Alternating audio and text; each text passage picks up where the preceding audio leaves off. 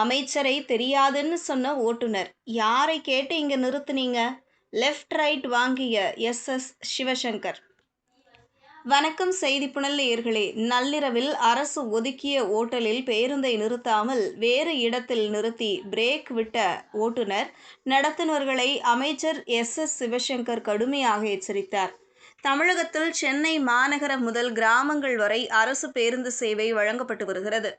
சுமார் 20,000க்கும் அதிகமான அரசு பேருந்துகள் இயக்கப்பட்டு வருகின்றன.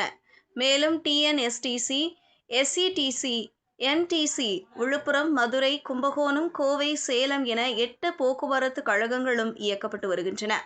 போக்குவரத்து துறையின் அமைச்சராக சிவசங்கர் கடந்த 4 ஆண்டுகளாக பணியாற்றி வருகிறார்.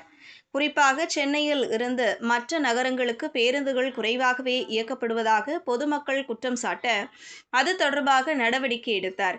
இதன் மூலம் வார இறுதி நாட்களில் கிளாம்பாக்கம் உள்ளிட்ட பேருந்து நிலையங்களில் இருந்து எத்தனை பேருந்துகள் புறப்படும் என்ற அறிக்கை ஒவ்வொரு வாரமும் வெளியிடப்பட்டு வருகிறது.